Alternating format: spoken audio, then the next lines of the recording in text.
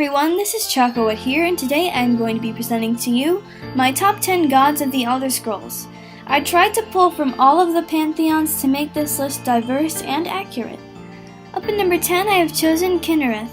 She is a powerful goddess of the 9 divines and revered heartfully by the Nords of Skyrim. She is a strong sky spirit who rules over the wind, the heavens, the elements, and unseen spirits of the air, while being a protector and patron to sailors and travelers.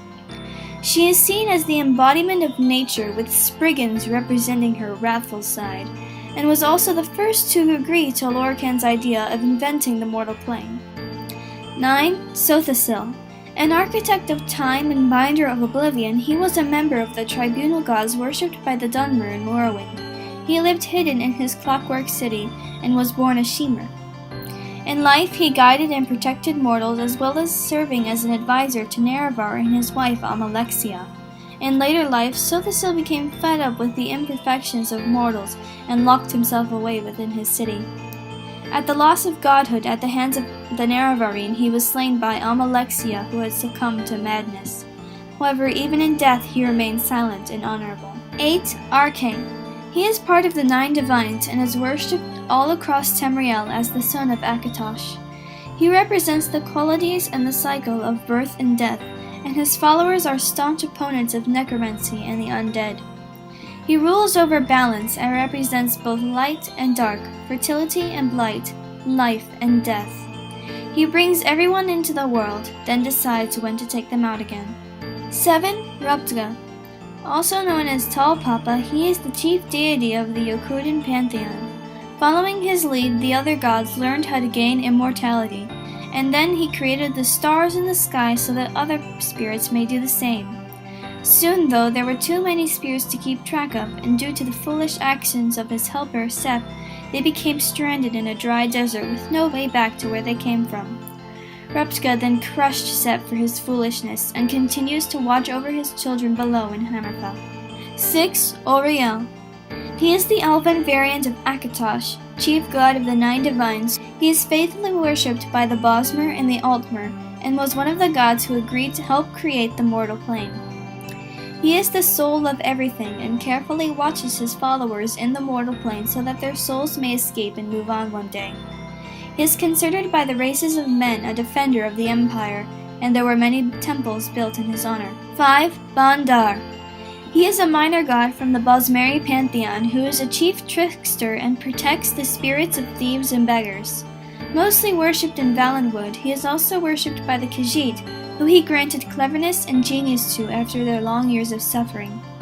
His realm of worship is the 5-finger dance, and his worshippers will travel to Thonar to play tricks on each other in hopes of being allowed to join the dance. 4. Almalexia. Lady of Mercy and Healing Mother of Morrowind, she was one of the 3 tribunal gods and wife to Nerevar, while also a secret lover to fellow tribunal Vivec. After the death of Lord Nerevar, she along with Vivec and Sothasil sealed away the divine power in the heart of Lorkhan and made a pact with Azura to never open and utilize it. However, Sothasil convinced them to break their pacts, and they used the heart to make themselves gods. In Azura's wrath, she cursed the tribunal with the Nerevarine prophecy. Almalexia served as a merciful and tender protector of Morrowind for thousands of years, until the Nerevarine took Vardenfell by storm, fulfilling their prophecy. At her drain of power, she was overtaken by madness, and enraged slayed her longtime friend and fellow tribunal Sothasil. She was then killed by the Nerevarine, the incarnation of her own husband. 3. Vivec.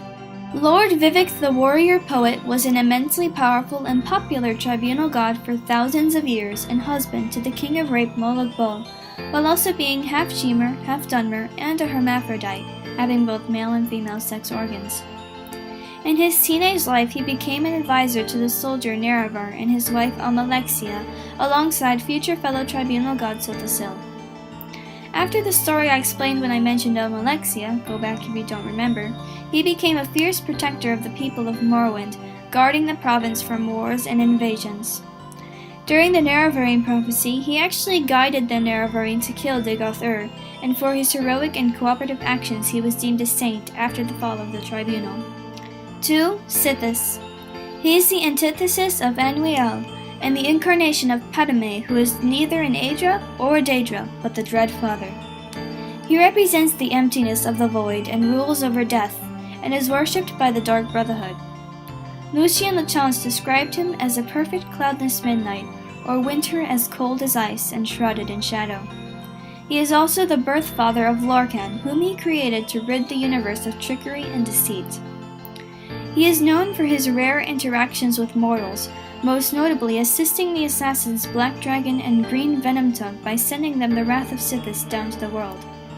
And for number 1 I have chosen Talos. Once the great mortal conqueror and emperor Tiber Septim, because of his revolutionary feats he was granted divinity to stand beside the 8 gods he had once worshipped along with the rest of the empire. He became the god of men and war and is heir to the seat of Sundred Kings. The Nerevarine once met Talos in his avatar, the mysterious Imperial Wolf, who placed his blessing upon the Crusader.